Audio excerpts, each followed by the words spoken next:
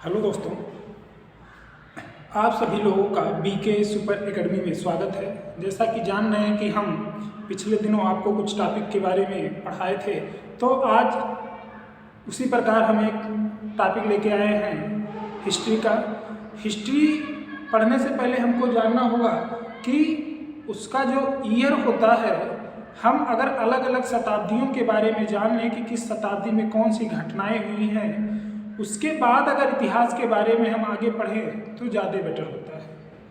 क्योंकि इतिहास में जो डेट होता है, जो सन होते हैं, बहुत ही इम्पॉर्टेंट होते हैं। एग्जाम अभी से ये सन के हिसाब से ही एग्जाम में क्वेश्चन आते हैं।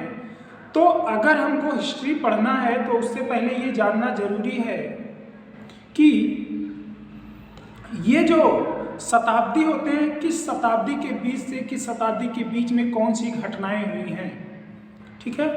कहाँ से लेके कहाँ तक के इतिहास को किस नाम से जाना जाता है, इतिहास के जनक कौन हैं, आगे चल के इतिहास को कितने भागों में बांटा गया है, ये सब चीज़ें जाननी हमारे लिए बहुत ही आवश्यक होती हैं।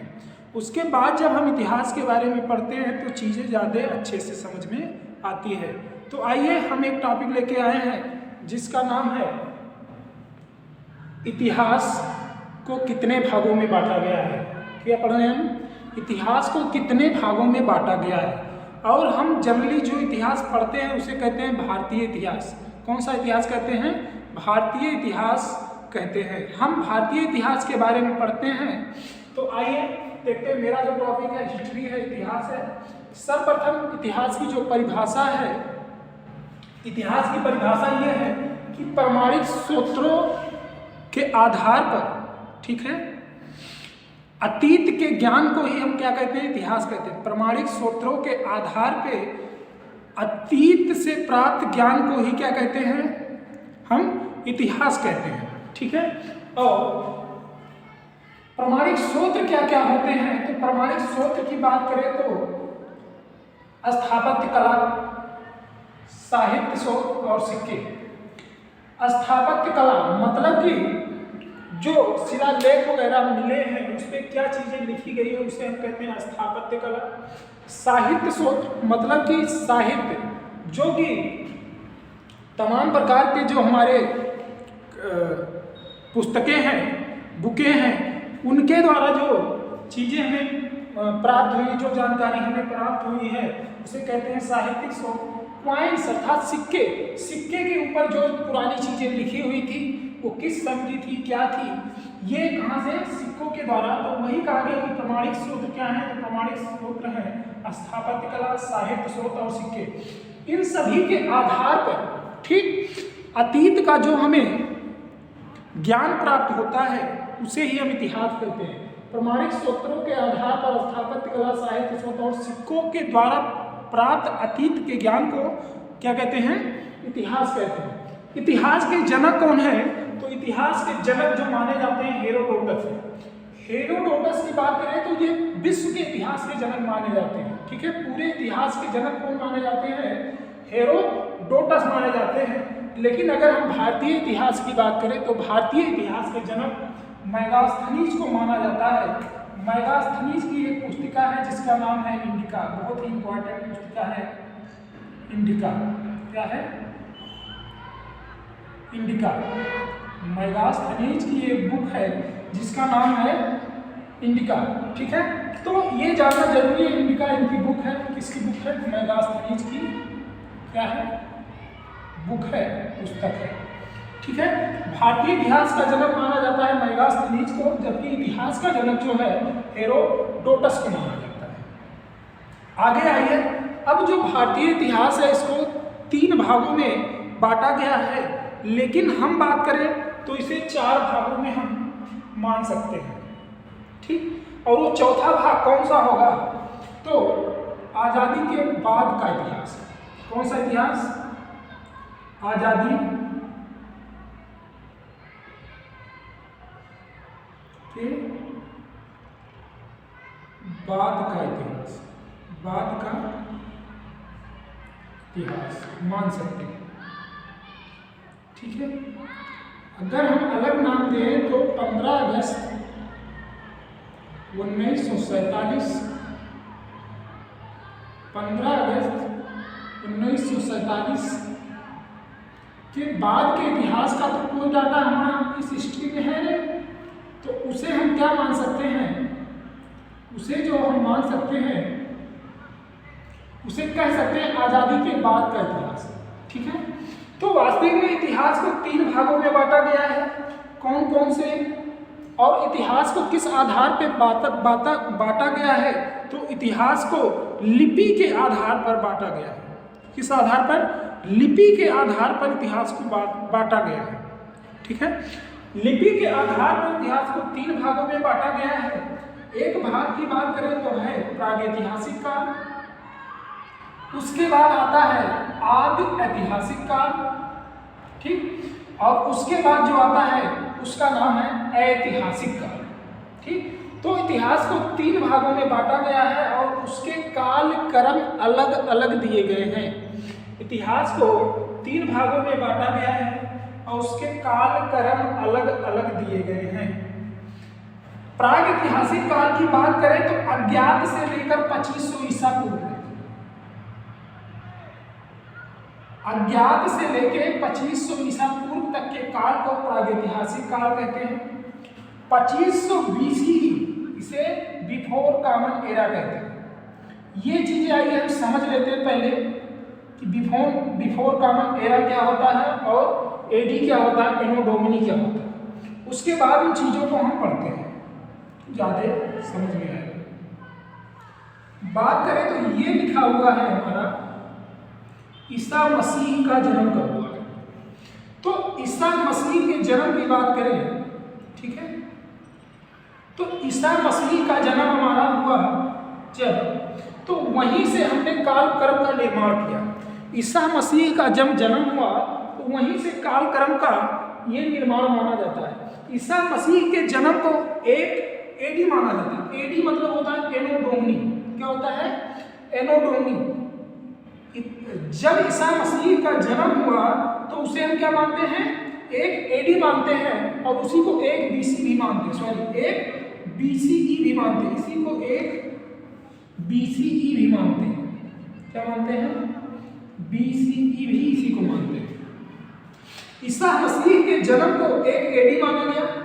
उससे अब का जो आगे वाला क्रम बढ़ रहा है, जो चला आ रहा है आधुनिक की तरफ, आधुनिक की तरफ, ठीक है, मतलब आगे, और इधर क्या हो गया? पूर्व। तो आधुनिक की तरफ जो बढ़ा उसे हम एडी नाम दे दिया। ईसा मसीह का जन्म हुआ तो उसे हम एक एडी मान लिए और उससे आगे का क्रम क्या कहलाया? एडी कहलाया, एनो डोमिनी कहलाया, जिसे ईस्वी के नाम से जाना जाता है। किसके नाम से जाना जाता है? ईस्वी के नाम से जाना जाता है। लेकिन उसके पीछे की बात करें तो एक एडी के पहले की जो चीजें रही होंगी, जो घटनाएं रही होंगी, उसको हमने नाम दिया बिफोर क्राइस्ट एरा। क्या नाम दिया? Sorry, before common era. क्या नाम दे दिया गया? Before common era. मतलब कि पीछे की बात है, बिफोर कॉमन एरा। ईसा पूर्व, ईसा के जन्म के बाद को कहा गया ईस्वी और ईसा के जन्म के पहले को कहा गया ईसा पूर्व। ईसा के जन्म के बाद को कहा गया ईस्वी और ईसा के जन्म के पहले वाली चीजों को, मतलब पूर्व की चीजों को कहा गया ईस्वी, और उसका नाम होगा बिफोर कॉमन एरा, बीसीई, एनो डोमिनी, एडी, जिसी को हम ईसा पूर्व भी बोलते हैं। ईसा पूर्व को ईसा पूर्व ऐसे साइड में लिखते हैं और एनो डोमिनी को ईस्वी लिख देते हैं। तो हमको लगता है कि ईसा मसीह के जन्म के बाद एडी और बीसी क्या होता है, ये दोनों चीजें आप लोगों को अच्छे से समझ में आ गई होंगी। चूंकि ये चीज बताना इसलिए जरूरी था क्योंकि हम यहाँ पर एडी और बीसी को लिख चुके हैं। अब अगर आपको ये पता नहीं रहेगा कि एसी क्या है, सॉरी एडी क्या है और बीसी क्या है, मतलब बीसी का मतलब बिफोर कॉमन एरा, मतलब ईसा मसीह के जन्म के पहले के जो सन थे उन्हें क्या कहा गया? तो उसे बिफोर कॉमन एरा कहा गया। लेकिन ईसा मसीह के जन्म के बाद के जो तिथि आए उन्हें हमने क्या बोला? उसे हम एनो डोमिनी के नाम से जानते हैं। अब देखिए आप, हम बता रहे थे भारत के इतिहास को 3 भागों में बांटा गया है। पहला है प्रागैतिहासिक काल, दूसरा है आद ऐतिहासिक काल और तीसरा है ऐतिहासिक काल। ठीक, 3 काल की बात कर रहे हैं। तो पहला है प्रागैतिहासिक काल, दूसरा आदि ऐतिहासिक काल और तीसरा क्या है, ऐतिहासिक काल। तो हम एक एक करके तीनों को पढ़ते हैं और उसके बाद उसमें क्या क्या काल क्रम है उसके हिसाब से हम चीज़ों को समझते हैं। तो हम बात करें तो प्रागैतिहासिक काल की बात करते हैं, जिसे पाषाण काल के नाम से भी जाना जाता है। क्या जाना जाता है, पाषाण काल के नाम से जाना जाता है। अब इस प्रागैतिहासिक काल को, पाषाण काल को भी 3 भागों में बांटा गया है। पाषाण काल को, प्रागैतिहासिक काल को 3 भागों में बांटा गया है। एक का नाम है पूरा पाषाण काल, एक का नाम है मध्य पाषाण काल और एक का नाम है नवपाषाण काल। प्रागैतिहासिक काल अर्थात पाषाण काल को 3 भागों में बांटा गया। एक को नाम दिया गया पूरा पाषाण काल, एक को नाम दिया गया मध्य पाषाण काल और एक को नाम क्या दिया गया, नवपाषाण काल। अब इनके काल क्रम को देख लेते हैं, इनके जो तिथि है उसके बारे में जान लेते हैं कि इनका कब से कब तक का जो ईयर रहा है उसे हम पूरा पाषाण कहते हैं, कब से कब तक के समय को हम मध्य पाषाण कहते हैं और कब से कब तक के काल को हम नवपाषाण काल कहते हैं। इनके साथ आप काल भी लिख सकते हैं, ठीक है।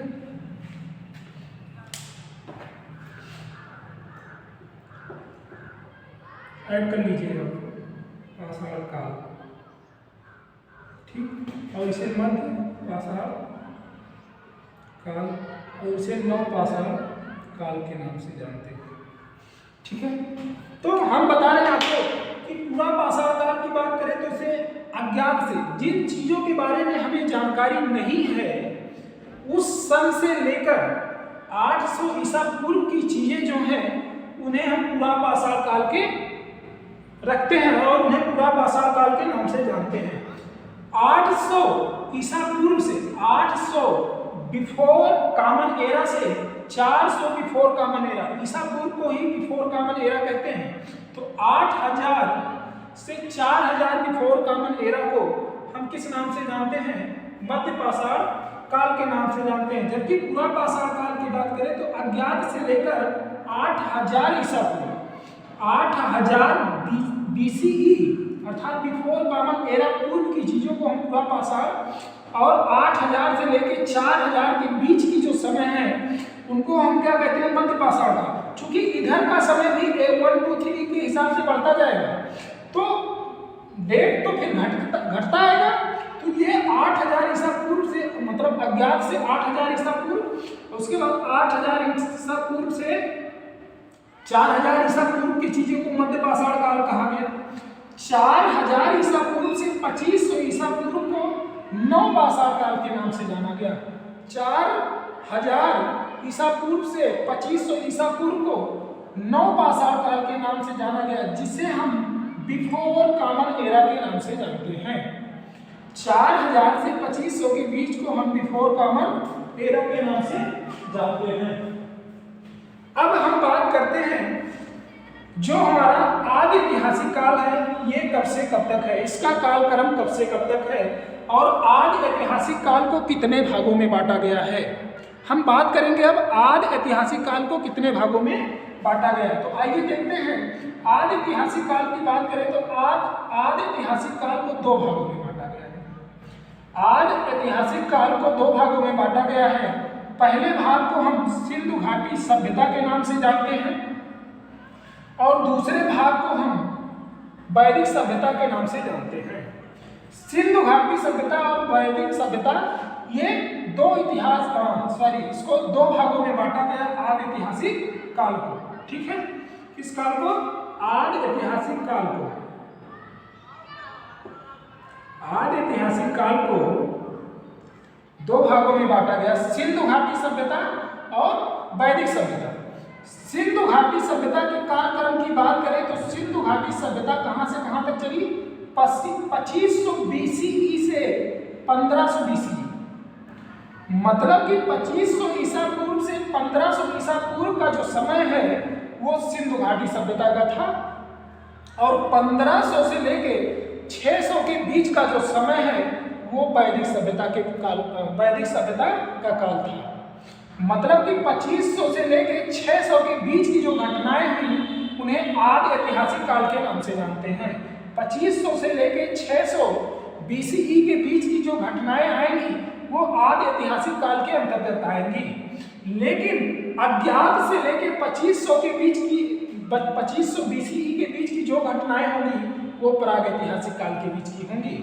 अब हम बात कर रहे हैं कि जो वैदिक सभ्यता है, वैदिक सभ्यता को भी फिर से हमने दो भागों में बांटा है। हमारे इतिहासकारों ने इसको दो भागों में बांटा है। जो इतिहासकार थे उन्होंने इसे दो भागों में बांटा है। एक भाग की बात करें तो ऋग वैदिक काल कहा गया और उसके बाद वाले समय की बात करें तो उसे उत्तर वैदिक काल कहा गया। तो देख रहे हैं आदि ऐतिहासिक काल की बात करते हैं सिंधु घाटी सभ्यता और वैदिक सभ्यता में बांटा गया और वैदिक सभ्यता को फिर दो भागों में बांट दिया गया। अब ये जो काल क्रम बांटे गए, चूंकि ये उनके डेट के हिसाब से, मतलब कि इनका जो ईयर है, जो शताब्दी है, उसी के हिसाब से बांटा गया। 100 वर्ष को एक शताब्दी कहते हैं और उसी के हिसाब से अलग अलग इसको बांटा गया है। अब देख रहे हैं हम कि जो वैदिक सभ्यता है वो 1500 से लेकर 600 BC तक था। वैदिक सभ्यता 1500 से लेकर 600 BC तक था। तो इस वैदिक सभ्यता को जब दो भागों में बांटा तो 1500 से लेकर 1000 के बीच को ऋग वैदिक काल कह दिया गया और 1000 से लेकर 600 के बीच के काल को उत्तर वैदिक काल कहा गया। वैदिक सभ्यता को 1500 से लेकर 1000 BCE के बीच का जो काल है उसे ऋग वैदिक काल कहा गया तथा 1000 BCE से लेकर 600 BCE तक क्या कहा गया? उत्तर वैदिक काल कहा गया। हम अब देख चुके हैं कि प्रागैतिहासिक काल क्या है। प्रागैतिहासिक काल को कितने भागों में बांटा गया है? कब से लेकर कब तक के काल को द्वापाषाण कहते हैं, कब से कब तक के काल को मध्य पाषाण कहते हैं, कब से कब तक के काल को नवपाषाण कहते हैं। उसी प्रकार आदि ऐतिहासिक काल में सिंधु घाटी सभ्यता और वैदिक सभ्यता में हमको पढ़ लिया हमने। और वैदिक सभ्यता को भी दो भागों में बांटा गया, एक तो ऋग वैदिक काल और दूसरा उत्तर वैदिक काल। अब बात आती है जो हमारा ऐतिहासिक काल है इसको कितने भागों में बांटा गया? तो ऐतिहासिक काल को भी हम 3 भागों में बांटते हैं और ऐतिहासिक काल ही ऐसा काल है जिसके बारे में हमको बहुत ही डीपली पढ़ना होता है। ऐतिहासिक काल ही ऐसा काल है जिसके बारे में हमको बहुत ही डीपली पढ़ना होता है, क्योंकि एग्जाम वगैरह में क्वेश्चन यहीं से पुटअप हो रहे हैं इस समय। ठीक है, तो बात करें ऐतिहासिक काल तो ऐतिहासिक काल को भी 3 भागों में बांटा गया है। ऐतिहासिक काल को 3 भागों में बांटा गया है। पहला काल है जो उसे प्राचीन इतिहास के नाम से जानते हैं, दूसरे को हम मध्यकालीन इतिहास के नाम से जानते हैं, दूसरे को हम मध्यकालीन के नाम से जानते हैं और तीसरे को आधुनिक इतिहास के नाम से जानते हैं। ऐतिहासिक काल को हम प्राचीन इतिहास, मध्यकालीन इतिहास और आधुनिक इतिहास 3 भागों में बांटे हैं। मतलब कि हमारे जो इतिहासकार हैं उन्होंने जो ऐतिहासिक काल है उसको कितने भागों में बांटा? तो उसको 3 भागों में, प्राचीन इतिहास, मध्यकालीन इतिहास और आधुनिक इतिहास। प्राचीन इतिहास की बात करें तो चूंकि प्रागैतिहासिक और आदिऐतिहासिक अज्ञात से लेकर 600 BC तक तो उधर ही हो चुके थे। अब 600 BC के बाद इसका जो समय होगा वही क्या होगा? हमारा ऐतिहासिक काल होगा। और 600 BC से लेकर 15 अगस्त 1947 के बीच का जो समय होगा उसे हम ऐतिहासिक काल के नाम से जानते हैं। 600 BC से लेकर 712 AD, अब देखो यहाँ पर परिवर्तन हो रहा है। BCE के बाद किसमें जा रहा है समय? AD में। किसमें जा रहा है? AD में। मतलब कि 600 से लेकर 1 BC आया होगा और 1 BC के बाद 1 AD और 1 AD के बाद 712 AD। मतलब कि ये वाला क्रम नहीं है, 600 BC से 712 AD तक का समय जो है प्राचीन काल कहलाया। उसके बाद मध्यकालीन की बात करें तो मध्यकालीन इतिहास जो है वो 712 AD से, ठीक है, 1707 AD का बीच का जो समय है वो मध्यकालीन इतिहास के नाम से जाना जाता है। आगे आइए, आधुनिक इतिहास किसे कहते हैं? तो आधुनिक इतिहास 1707 से लेके आधुनिक इतिहास 1707 से लेके 15 अगस्त 1947 का समय जो होगा वो क्या कहलाएगा? वो हमारा आधुनिक इतिहास कहलाएगा। इसी में 1707 तक कौन शासन करता है जानते हो आप? औरंगजेब शासन करता है। वो सब चीजें हम आपको बाद में बताएंगे। अलग अलग समय को लिख के, अलग अलग ईयर को लिख के, अलग अलग शताब्दी, अलग अलग डेट को लिख के हम हर एक चीज को आपको अच्छे से समझा देंगे। ठीक है, कि कब से कब तक का किस राजा का शासन रहा, कौन किसका शासन रहा, वो सब चीजें आगे चल के हम पढ़ेंगे।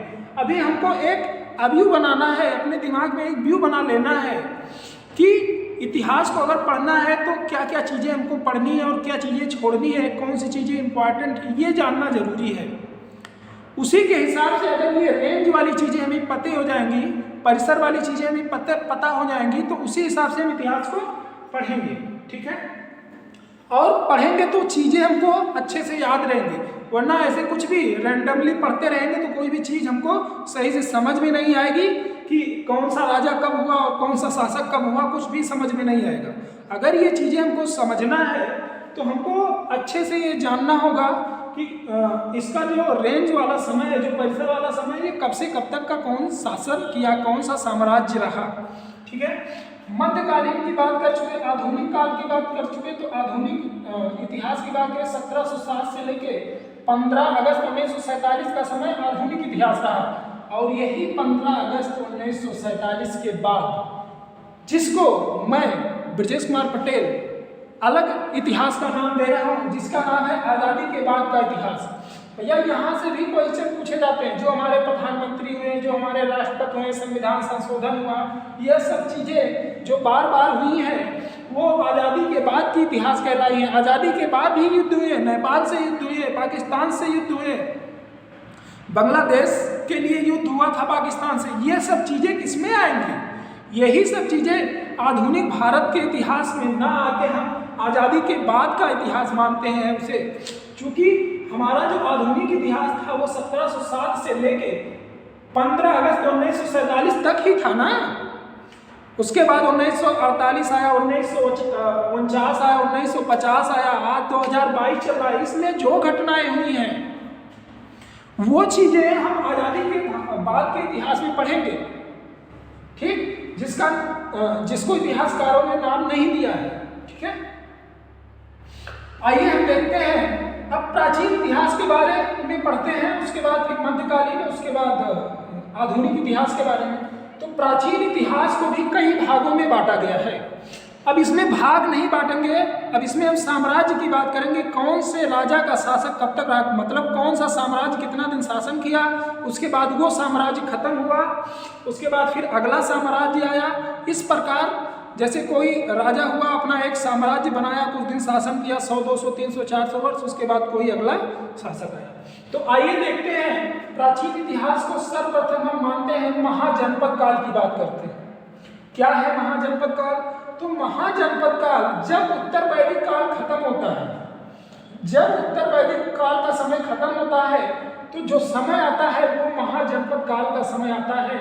और महाजनपद काल को 6वीं शताब्दी ईसा पूर्व के समय को ही महाजनपद काल का समय मानते हैं। 6वीं शताब्दी ईसा पूर्व को, मतलब कि 6वीं शताब्दी जो होगी उसी को हम महाजनपद काल मानते हैं। और 6वीं शताब्दी के पहले समय जो चल रहा था, इसी उत्तर वैदिक काल के पैरेलल वो समय था। इसी उत्तर वैदिक काल के बराबर पैरेलल वो चीजें चल रही थी, अलग महाजनपद काल जिसे जाना जाता था। जब उत्तर वैदिक काल था तो उत्तर वैदिक काल में ही कौन सा काल था? महाजनपद काल था। महाजनपद काल की बात करें तो मगध साम्राज्य आता है।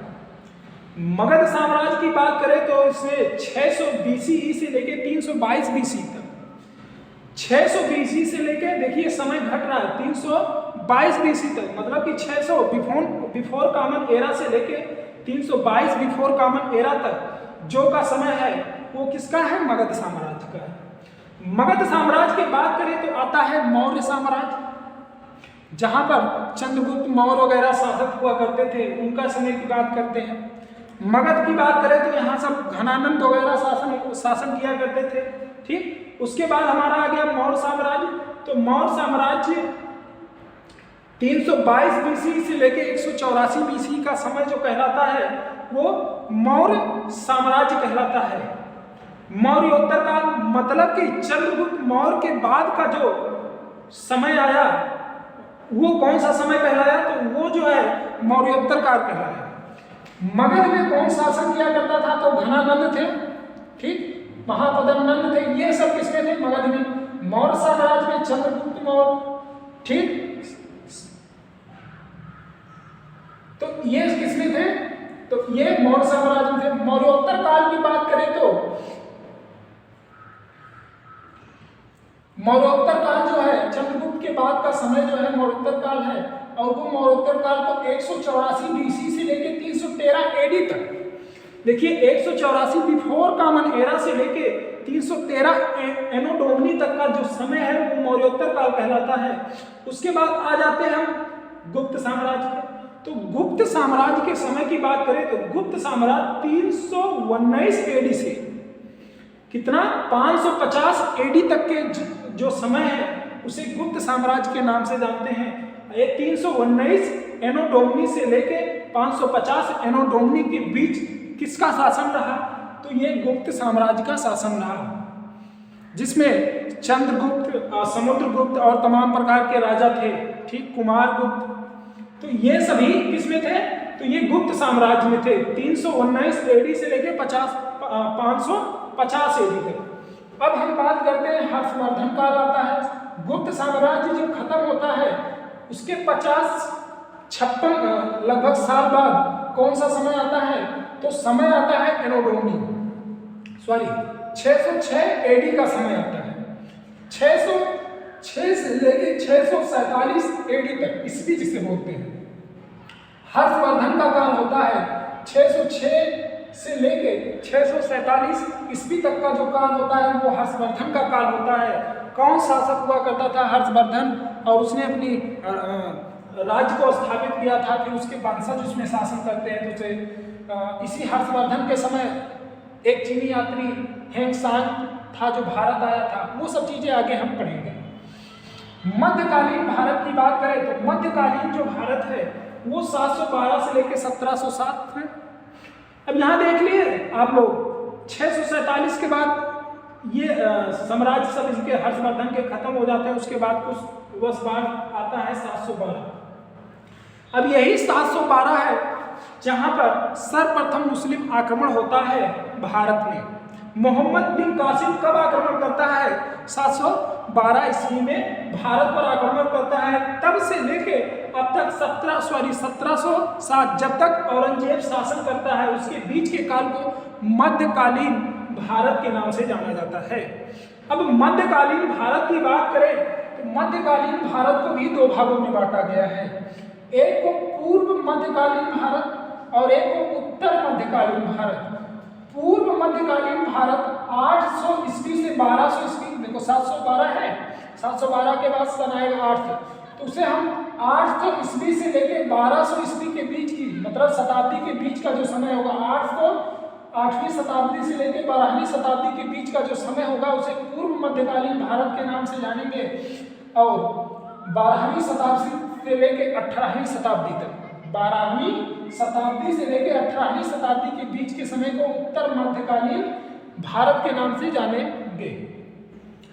अब हम बात करते हैं कि पूर्व मध्यकालीन भारत को भी अलग अलग क्षेत्र के हिसाब से हम मानते हैं कि कहाँ कहाँ कौन से राजा शासन किया करते थे। तो उत्तर भारत मतलब कि उत्तर प्रदेश और हरियाणा, दिल्ली, इस साइड का जो भारत है, ठीक है, बिहार, इसे उत्तर भारत के नाम से जाना जाता था। मध्य प्रदेश तक, बिहार तक, मध्य प्रदेश के उधर वाला तो दक्कन हो जाएगा। तो एमपी भी इसी में ही आता था। उत्तर भारत की बात करें तो इसमें राजपूत, पाल, गुर्जर, प्रतिहार ये लोग शासन किए थे। पूर्व मध्यकालीन में 800 से लेकर 12वीं शताब्दी के बीच ये जो राजा थे ये कोई खास शासन नहीं किए थे। जो लेकिन उत्तर भारत कालीन की बात करें तो यहाँ से इतिहास में क्वेश्चन पूछे जाते हैं, ये चीज़ें हमको ज़्यादा पढ़नी होगी। तो हम बात करें उत्तर भारत में तो राजपूतों का शासन रहा, उसके बाद पाल वंश का शासन आया, गुर्जर प्रतिहार वंश आए और इन्हीं के पहले और भी शासक हुए। दक्कन की बात करें, जो हमारा कर्नाटक वाला एरिया है, सॉरी दक्कन, और उसके बाद आंध्र प्रदेश वाला एरिया, उसे दक्कन के नाम से जाना जाता है, महाराष्ट्र वाला एरिया है। इसे चालुक्य, पल्लव और राष्ट्रकूट लोग शासन किए। चालुक्य, पल्लव और राष्ट्रकूट लोग शासन किए। उसके बाद आता है दक्षिण भारत की तमिलनाडु साइड वाले एरिया को हम दक्षिण भारत, केरल और तमिलनाडु के दक्षिण भारत के नाम से जानते हैं। यहाँ पर चेर पांड्यों का शासन हुआ करता था, चोली शासन हुआ करता था और शाही चोल शासन हुआ करता था। ये सभी लोग शासन करते थे। उसके बाद समय आता है उत्तर मध्यकालीन भारत में 12वीं शताब्दी से 18वीं शताब्दी। तो 12वीं शताब्दी की बात करें तो उत्तर भारत में कौन कौन शासक हुआ? तो उत्तर भारत में दिल्ली सल्तनत का शासन हुआ, उसके बाद मुगल का शासन हुआ, उसके बाद चौहान का शासन हुआ। दक्कन की बात करें तो आंध्र प्रदेश और जो तेलंगाना वाला साइड है उसे दक्कन के नाम से जानेंगे, कर्नाटक। तो विजयनगर साम्राज्य की उत्पत्ति वहां पर हुई, बहमनी साम्राज्य की उत्पत्ति वहां पर हुई। उसके बाद दक्षिण भारत में आ जाते हैं। दक्षिण भारत तमिलनाडु वगैरह साइड में चलते हैं। तो दक्षिण भारत की बात करें तो यहाँ चेरी शासन, वही चेर, चोल के बाद चेर शासन, देवगिरी के यादव का शासन रहा, वारंगल में काकतीय वंश का शासन रहा और द्वार समूह में होयसल का शासन रहा। ठीक है, तो ये वाली चीजें उतनी इंपॉर्टेंट नहीं है, ये जो पूर्व मध्यकालीन भारत है, लेकिन उत्तर मध्यकालीन भारत की चीजें जो है बहुत ही एग्जाम ऑब्वियसली इंपॉर्टेंट है। और खास करके मैं बात करूं तो हम लोग उत्तर प्रदेश के निवासी हैं, तो इसमें जो उत्तर भारत का इतिहास है या क्वेश्चन वहां से ज़्यादा पूछे जाते हैं। उत्तर भारत के इतिहास को पढ़ना हमको बहुत ज़्यादा ही जरूरी होता है। हम आप लोगों को कालक्रम के इतिहास को कितने भागों में बांटा गया है, लिपि के आधार पर इतिहास को कितने भागों में बांटा गया है, ये हम आप सभी लोगों को बता चुके हैं।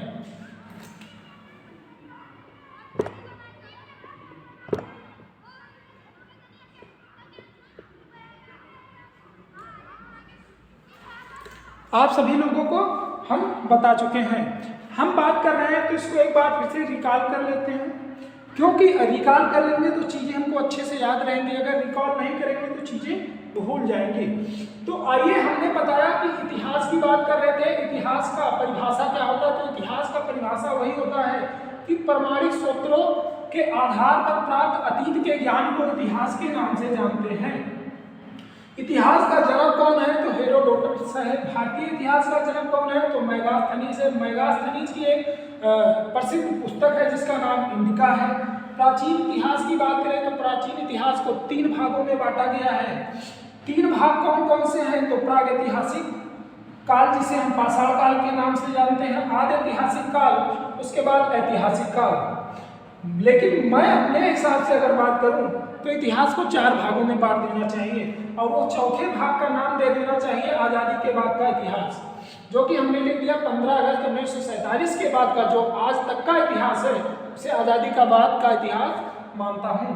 उसके बाद प्रागैतिहासिक काल की बात करें तो प्रागैतिहासिक काल, पाषाण काल को 3 भागों में बांटा। अज्ञात से लेके 800 ईसा पूर्व की चीज को पूरा अज्ञात से लेके 8000 ईसा पूर्व की चीज को पूरा पाषाण के नाम से जाना गया। 8000 से लेके 4000 ईसा पूर्व की चीज को मध्य पाषाण के काल के नाम से जाना गया। 4000 ईसा पूर्व से लेकर 400 ईसा पूर्व से लेकर 2500 ईसा पूर्व के बीच के समय को हम नवपाषाण काल के नाम से जानते हैं। आगे हमने बताया कि हम आदि ऐतिहासिक काल को 2 भागों में बांटते हैं। आदि ऐतिहासिक काल की 2 भाग कौन से हैं? तो एक सिंधु घाटी सभ्यता है, दूसरा वैदिक सभ्यता है। सिंधु घाटी सभ्यता नवपाषाण काल का जब समय समाप्त होता है तो उसके बाद 2500 BCE से लेके 1500 BC मतलब ईसा पूर्व तक का जो समय है सिंधु घाटी सभ्यता के नाम से जाना जाता है। 1500 BC ईसा पूर्व से लेके 600 ईसा पूर्व तक के समय को वैदिक सभ्यता के नाम से जाना जाता है। वैदिक सभ्यता को 2 भागों में डिवाइड किया जाता है, एक तो ऋग वैदिक काल और दूसरा उत्तर वैदिक काल। ऋग वैदिक काल को 1500 बिफोर कॉमन एरा से लेके 1000 बिफोर कॉमन एरा के समय को हम ऋग वैदिक काल कहते हैं, और 1000 बिफोर कॉमन एरा से लेकर 600 बिफोर कॉमन एरा के समय को उत्तर वैदिक काल के नाम से जानते हैं। इसी को हम ईसा पूर्व के भी नाम से जानते हैं, जो BCE लिखा हुआ है। हम आ गए ऐतिहासिक काल। तो ऐतिहासिक काल को 3 भागों में बांटा गया, प्राचीन इतिहास, मध्यकालीन इतिहास, आधुनिक इतिहास। प्राचीन इतिहास को 600 बिफोर कॉमन एरा से लेकर 712 एनो डोमिनी तक के समय को प्राचीन इतिहास, मतलब कि 600 ईसा पूर्व से लेके 712 ईस्वी तक के समय को प्राचीन काल के नाम से जाना गया। उसके बाद समय आता है मध्यकालीन का। तो मध्यकालीन का जो समय है 712 एनो डोमिनी से लेके 1707 एनो डोमिनी के समय को मध्यकालीन के नाम से जाना गया। उसके बाद समय आ गया आधुनिक इतिहास का। तो 1707 से लेकर 15 अगस्त 1947 का जो समय है उसे हम आधुनिक इतिहास के नाम से जानते हैं। हमने बताया प्राचीन इतिहास को साम्राज्य के हिसाब से अलग अलग समय हमने दे दिया। 6वीं शताब्दी ईसा पूर्व, जो कि उत्तर वैदिक काल के बीच का ही समय था, वो महाजनपद काल कहलाया। उसके बाद मगध साम्राज्य आया, उसके बाद मौर्य साम्राज्य आ गया, फिर मौर्योत्तर काल आया, फिर गुप्त साम्राज्य आया, फिर हर्षवर्धन काल आया। उसके बाद बात करें तो मध्यकालीन इतिहास आया, और मध्यकालीन इतिहास में पूर्व मध्यकालीन भारत और उत्तर मध्यकालीन भारत। पूर्व मध्यकालीन भारत को 8वीं BC से लेके 12वीं शताब्दी तक, 8वीं शताब्दी से लेके 12वीं शताब्दी के समय को पूर्व मध्यकालीन भारत, और उत्तर मध्यकालीन भारत 12वीं शताब्दी से लेके 18वीं शताब्दी के बीच का जो समय है उसे हम उत्तर मध्यकालीन भारत के नाम से जानते हैं। तो जहाँ तक दोस्तों हमको लगा होगा कि ये वीडियो आप लोगों को बहुत अच्छे से समझ में आया होगा, और ये चीज़ें आप इतने अच्छे से तैयार कर लीजिए कि कोई भी इतिहास की चीज़ें हमको पढ़नी हो तो कहीं बीच से भी उठा के अगर हम पढ़ेंगे तो वहीं से हमको ये चीज़ें हमारे दिमाग में अगर बैठी रहेंगी, यूं हमारे दिमाग में बैठा रहेगा तो चीज़ें हमको आसानी से समझ में आएंगी। अब जैसे हमको अगर इतिहास पढ़ना है, जरूरी नहीं है कि मैं प्राचीन इतिहास से शुरू करी तभी इतिहास समझ गए। मुझे पता है कि जो आधुनिक इतिहास है वो 1707 से शुरू होता है, 15 अगस्त 1947 तक रहता है।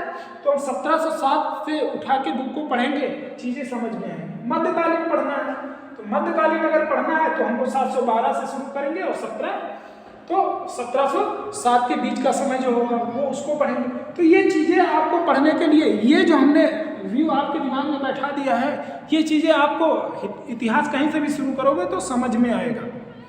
जहाँ तक ये वीडियो आपको अच्छे से समझ में आएगा। थैंक यू दोस्तों, धन्यवाद।